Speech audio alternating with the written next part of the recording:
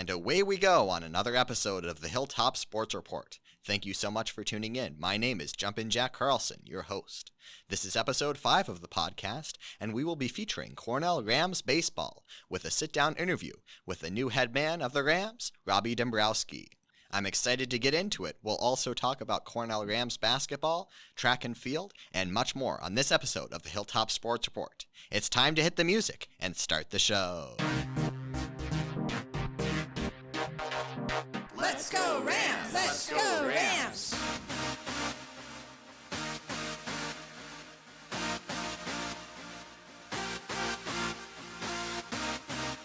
As I mentioned in the intro, the Rams have a new skipper for baseball. Robbie Dombrowski entering his first season. The 2023 campaign is about to begin. That beginning is just around the corner. So I thought it would be wise to have Coach Dombrowski on to talk about Cornell Rams baseball, his journey to here, and so much more. So let's hear from Coach Dombrowski right now. And I'm pleased to be joined inside the Academic Technology Studio right now by first-year head coach of the Rams baseball team, Coach Robbie Dombrowski. So first of all, Coach Robbie, thank you so much for coming in. Thanks for having me, Jumpin Jack. I'm a huge fan of what you're doing, and I think that's the coolest thing about places like Cornell is the opportunity for students to showcase other students, and I think it's really cool that you're doing this, and I've listened to every one. I like the content, and I'm honored to be here. I appreciate you tuning in. Thanks for tuning in, and I appreciate that I know I have a fan in Coach Robbie Dombrowski from the baseball department, and now you get to come on the podcast and see what it's all about. So, to begin, what brought you to small-town Iowa less than 1 year ago after your time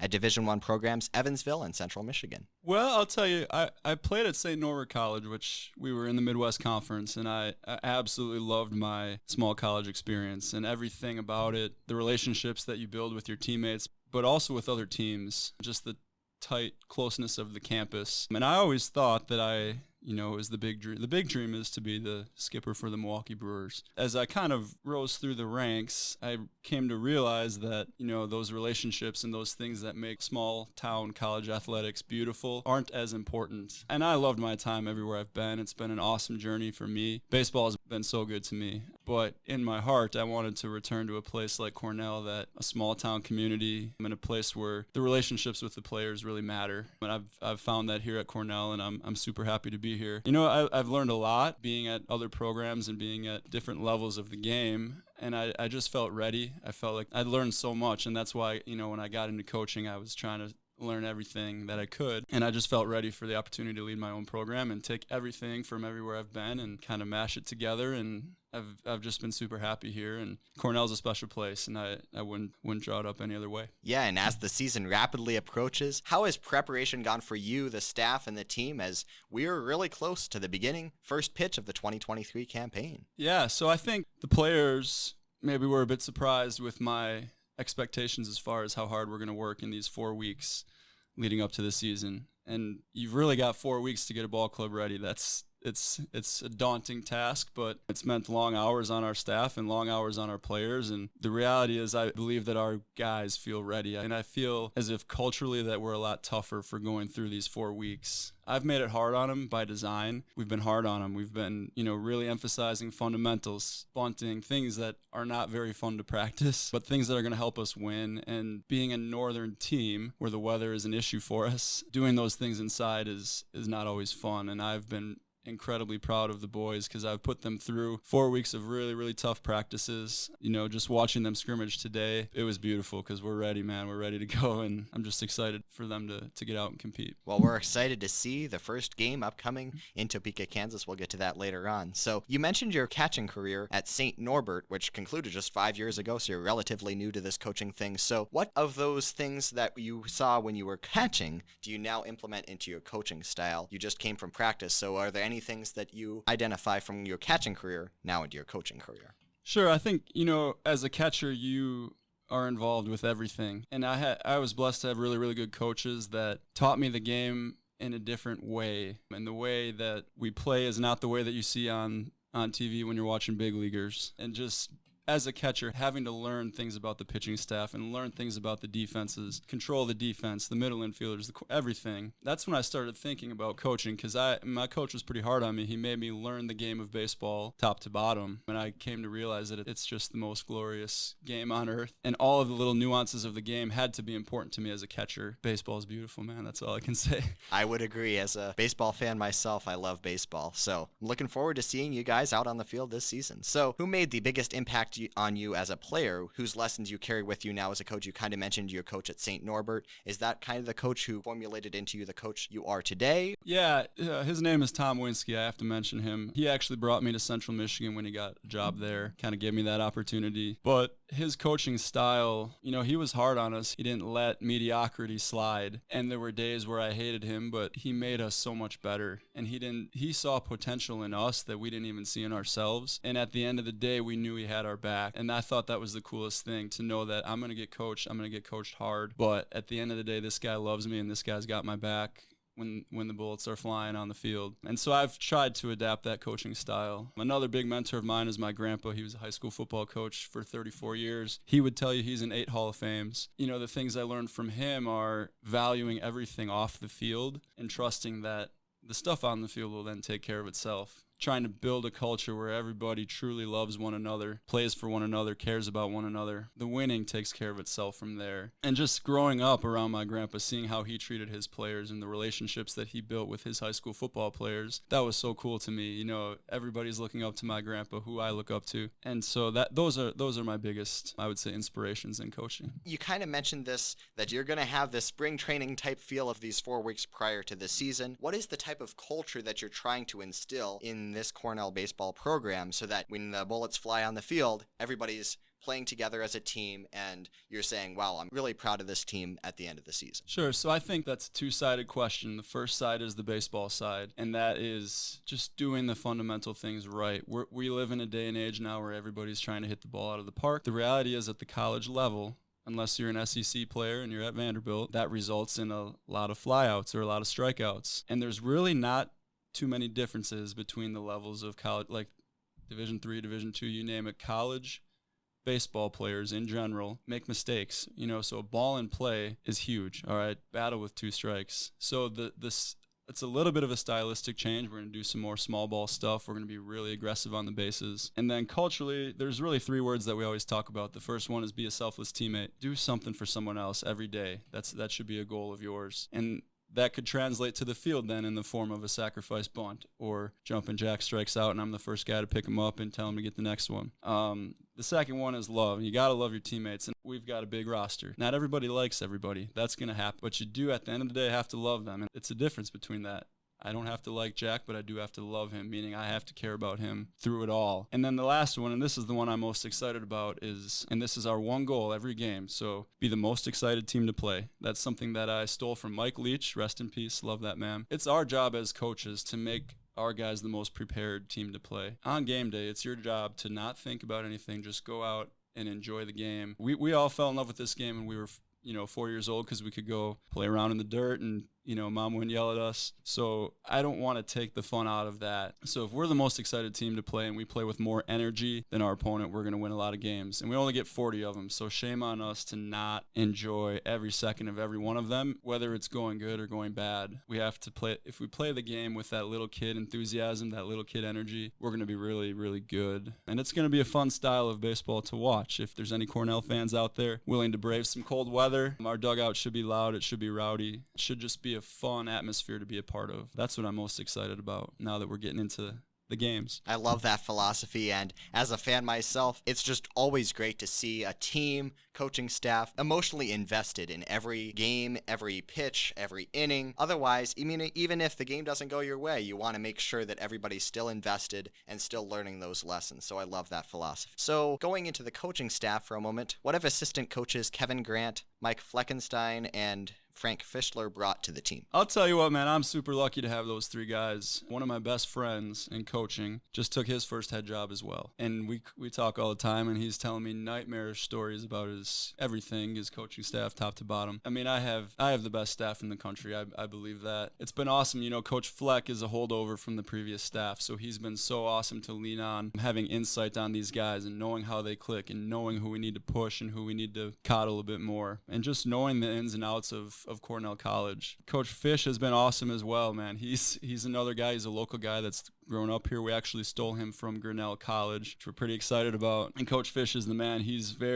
a hitting guru. That's how I describe him. He just loves hitting, which is awesome. You know, I was a hitting coach at Evansville previously, and so all of the stuff that I was doing time-wise was focused on hitting. And now I've learned as a head coach, you have to see the whole picture. And as much as I'd love to sit and watch film with hitters and do all of that and talk about swings, I have to see a bigger picture than that. And so it's been awesome having Coach Fish, because that's his passion, and it's so fun watching him work with our guys, and just super lucky to have him. And, you know, he's experienced too. He actually previously was the head coach here at Cornell. Having a guy that has head coaching experience has been awesome, because there's things for me as a first-time head coach that I don't necessarily think about. So he's been great. And then KG is Coach Grant. He was a college teammate of mine, so we go way back. He's one of my best friends, and we're living together right now. You know, he's a jack of all trades. So he's our pitching coach, but he's our infield coach. He works with our out. He's so versatile. I mean, he does everything. There's days where he's working with the pitchers, and then not even 10 seconds later, he's off ripping fungos at the infielders. You know, he's got an interesting background. He was in the Navy for 5 years, so he's brought an element of toughness and discipline to our team that I think we really needed. So I'm just super lucky, man. I'm super blessed. And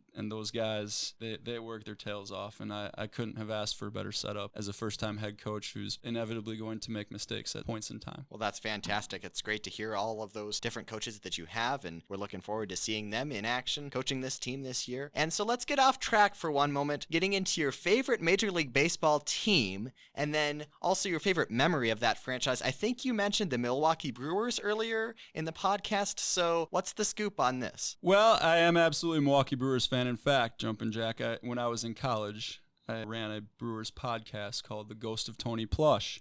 Oh. So it just always been a big fan. We had 2,500 subscribers at one point. A lot of times we would go to the games and bully people and subscribe on their phone for them. But I've been a diehard. I'll never forget when we lost to the Dodgers in the NLCS Game 7. I was a grown man. You know, I think I was maybe 21 or 22 years old, and I was crying real tears in the streets of Milwaukee. So there, unfortunately, not too many great memories, but one day we'll get it. My grandpa was actually the bat boy for the Milwaukee Braves at the time, so he's told me story. I mean, he was on some really good. They won a World Series when he was the bat boy, so he's got Hank Aaron and all those guys. Like, I mean, he's got memorabilia. He's got a bat signed by 5 Hall of Famers off that team, Hank Aaron being one of them. So it's kind of in my blood to be a Milwaukee fan, and maybe one day we'll, before I die, I'm hoping we can get a World Series. Yeah, as a Pirates fan, you obviously have more to look forward to than me. I'm sorry. We got Andrew McCutchen back this year as a Pirates fan, so we're got our fingers crossed that O'Neill Cruz and the rest of the guys can get it figured out. But yeah, I would be more optimistic as a Brewers fan. I'll tell you what, Andrew McCutchen spent a year with the Brewers. In fact, it was last year. He's an old man now, but that guy plays hard. It's rare to find big leaguers where I would say to kids, go watch this guy, because they play 162 games. They're not always hustling. Andrew McCutchen, man, he plays this game hard. Every time it's a ball in play, he's sprinting, and he's old, and he's been an MVP. So I like to point to him as a guy for us to watch. Like, you see, this guy's 37 years old or whatever. He's been an MVP, and look at how hard he plays. So love that guy. I'm pulling for him. That's fantastic. Glad to see that you're aligned on Andrew McCutchen. Shout out to my dad. He's a big Andrew McCutchen fan as well. All right, so getting back to Cornell Rams baseball, Cale Rose and James Kent led the team in batting average last season. So what do you expect out of Cale and James this season? Well, they're both unbelievably talented players. James Kent, you know, he's going to have a big year offensively, but what that kid does in the field is special. He is one of the best shortstops defensively that I've seen at any level, which is a huge advantage for a team to have. Cale, he's a young kid, and there's some beauty in that because he just goes and plays, and he goes and plays the game hard, and he plays the game free, and he's not thinking too much. And, you know, I always say to our guys, like, I wish I played the game like Kale, because he never lets the moment get too big for him. For a young guy, he's just as cool as the other side of the pillow. So those guys will definitely be big parts of our offense for sure. And just overall, I'm really happy with the athleticism of our team, and those guys embody that. The cool things that we can do with athletes on the bases and stealing bases and all of that, I'm excited about, and those guys are going to be big weapons for sure. All right, getting from the hitting side now over to the pitching side. So what are your expectations out of the Cornell pitching staff this year? I think our pitching is going to be nasty, Jack. So we returned really our top 3 guys, our 3 starters from last year. We returned a number of good pieces in the bullpen, and we added 2 transfers to the mix as well. So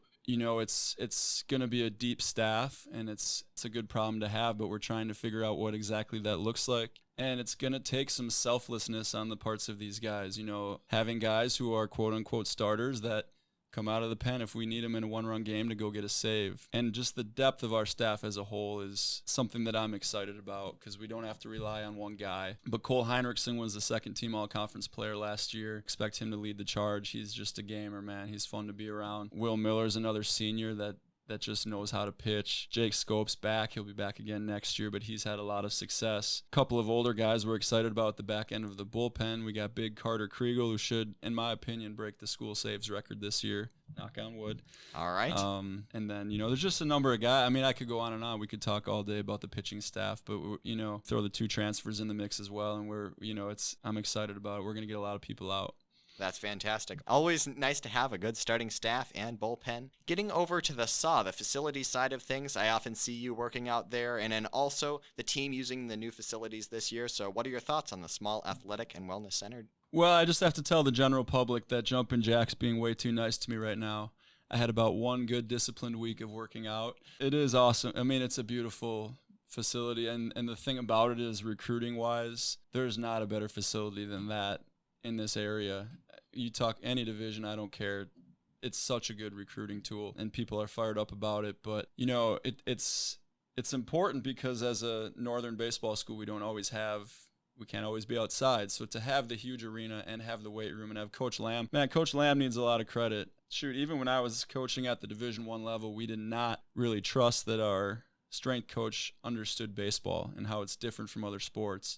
Having Coach Lamb has been great, because he spent 6 years as a minor league strength and conditioning coordinator. So he was running the show for the Brewers for 4 years, and I think the Angels for 2 years. So just very, very lucky to have somebody with a baseball background in that role. The Saw is beautiful, and if you haven't been, you should go more often than I do, because I'm going to get back in there next week. Monday, I'll see you there, Jumpin Jack. Okay, sounds good. Biceps. Sounds good. That's what I'll be working on as well. So what are your expectations for the season here in 2023? You mentioned playing small ball, being aggressive on the bases. What's kind of wrapping it up in a neat little bow? What is your expectation for the season? Sure.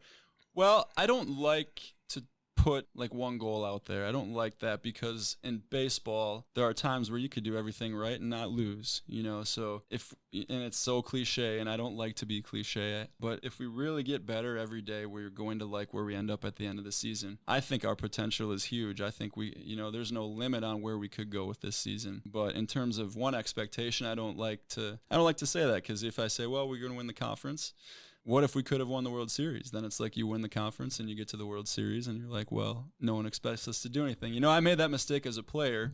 We won the league, and then we made the NCAA tournament. We were talented enough to make a run in there, but we were so dead set on that conference championship, we didn't do very well. And it goes the other way too. Baseball, unfortunately, there's a chance we could do everything right and not win the conference. So, the goal is to make your team as consistent as possible. And my expectations are that our guys are always the most excited team to play, that they have an absolute blast doing it, and that they play the game harder than everybody else. If we play harder and we play with more energy, we are going to be right where we want to be, and there's no limit on where we could go. So I can't give you a good answer to that. I think our ceiling is, we're going to be very tough to beat. I can tell you that.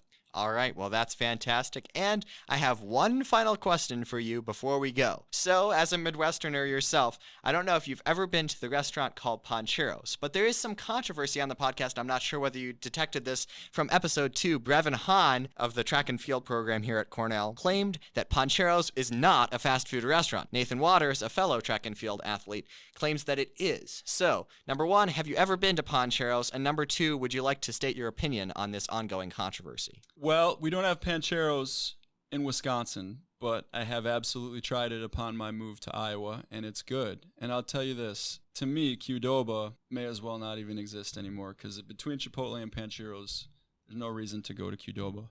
Let's just throw that out there. But to me, fast food, you have to be able to drive through, so I agree with... Brevin? No, so Brevin. Yeah. Yep. Now, I will say this. While they're not a fast food restaurant, they operate very quickly. So I give them a close, they're fringe for sure, but I mean, they get you in and get you out, and it's like you look them in the eye and they already know you want double chicken, double beans, rapid. Good chemistry over there at Pancheros, good people. But if I have to get out of my car, I don't think I can classify it as fast food. Sorry. That is a very fair assessment. All right. Well, thank you so much for stopping by. And before we let you go, we'd like to tell our fans out there that the Cornell Rams baseball team opens up the 2023 season with Coach Robbie Dombrowski's first game as head coach on Friday, March 3rd in Topeka, Kansas against Augustana. The Rams will play their first 12 games of the season on the road. The first home game comes on Saturday, March 25th with a doubleheader against Illinois College at Ash Park Field. Thank you so much to Coach Dombrowski for stopping by, and best of luck to him and the team on the season. Thank you.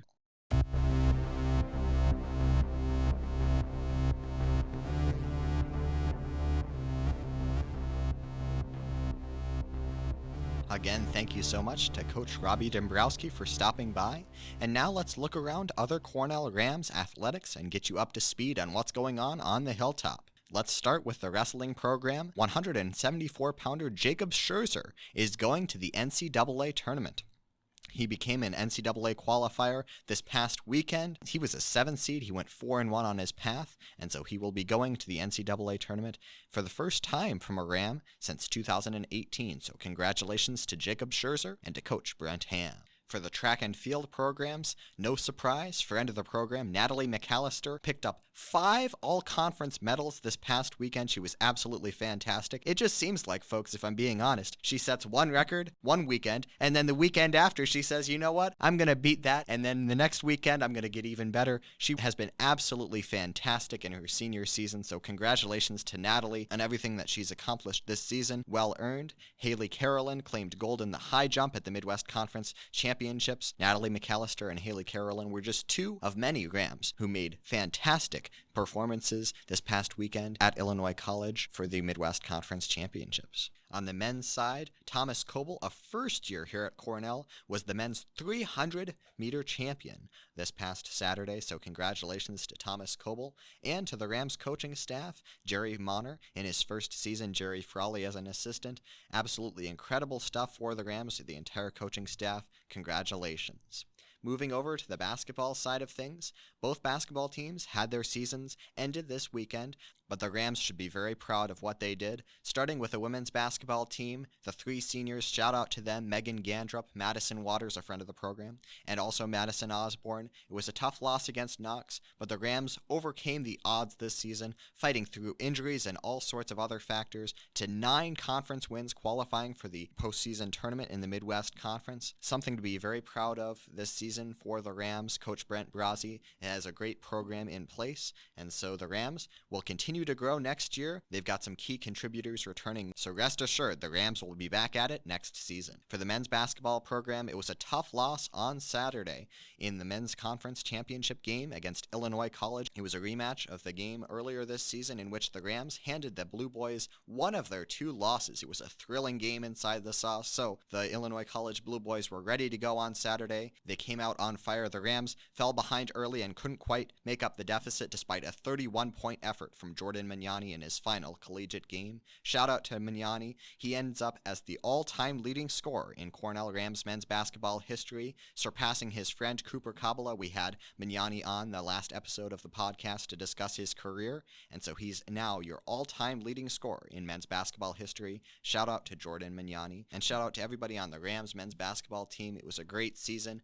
They ended up winning 12 of their last 15 games. After a rough 3-9 start, the Rams really figured it out and really started playing well in the 2023 part of the season. So congratulations to Coach Dave Schlaba and the Rams on a very nice end to this season. Unfortunately, they didn't make the NCAA tournament, but they fought hard all the way until the end. Rest assured, the Rams, like the women's basketball team, will be back at it in 2023-2024 with some key contributors coming back. Zach Engel, Jaden Meeker, among others, will return for the Rams. Not surprisingly for Jordan Mignani, he was named the Midwest Conference Player of the Year.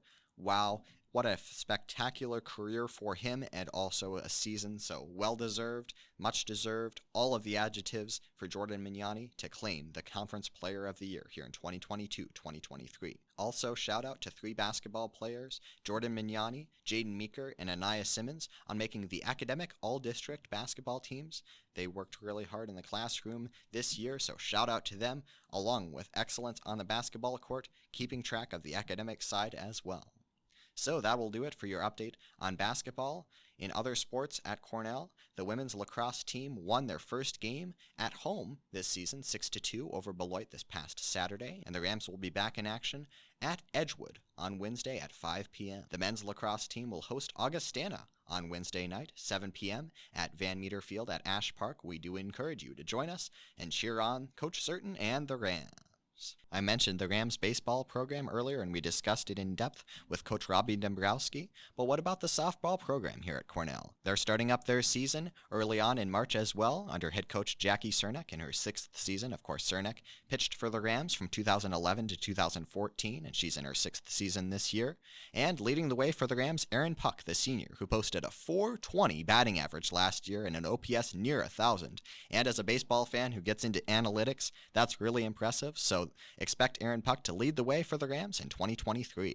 We'd love to see you at Van Meter Family Field for the games this year. I will keep you posted here on the Hilltop Sports Report for upcoming games to cheer on the Rams. The first 8 games for the Rams this season will be on the road for the softball program, but they open up their home schedule March 28th at 4 p.m. with a doubleheader against the College Cohawks in Mount Vernon. So I will keep you updated as we get closer and closer to that first game of the 2023 campaign for Coach Jackie Cernak and the Rams. Fans, did you know that you can contact the Hilltop Sports Report? You may have heard me mention this throughout in the past couple of episodes, but we do have an email set up, hilltopsportsreport@cornellcollege.edu. We want to hear from you on all sorts of things. Well, I'm kind of curious as I record this episode. Where are you listening? I really want to know where you're listening. Are you listening at the beach in Florida, in Alaska? Where are you listening from? We want to hear where our Ramily is tuning in from for the Hilltop Sports Report. So we want to hear from you. Once again, the email is hilltopsportsreport@cornellcollege.edu. And even if you're a former Ram, do you have a sports-related story to share or a question to share? We want to hear from you. Taking a look at the email, we do have one that I'd like to read. Dear Hilltop Sports Report, I was just listening to episode 4, and I must say the theme song is tip-top. Of course, I knew this with episodes 1, 2, and 3, but I was delayed emailing until the email was up and running too. Wow, I just wanted to tell you great job and excellent job with the theme music. From a super-duper Ram fan, aka your mom. Oh, how about that? That's my mom checking in. Thank you, Mom, for checking in. I appreciate you supporting the podcast and looking forward to having many more emails flow in and hearing from all of you, Rams Nation, listening in. All right, that'll do it for this episode of the Hilltop Sports Report. Thank you so much for Coach Robbie Dombrowski for stopping by and discussing Cornell Rams baseball on this episode. As for episode 6 of the Hilltop Sports Report, keep your eyes and ears peeled to the Cornell Rams social media platforms and me on Twitter at Jumpin Jack 123. We'll keep you posted on when episode 6 is upcoming. Episode 6 will not be 2 weeks from the episode 5 release because of spring break and the scheduling conflicts that happen with that, but keep your eyes and ears peeled to the Rams social media platforms and me on Twitter, and we'll keep you posted on when episode 6 is coming your way. Speaking on behalf of the Cornell College Rams, my name is Jumpin Jack Carlson, saying, I'll see you next time. Let's go Rams! Let's go Rams!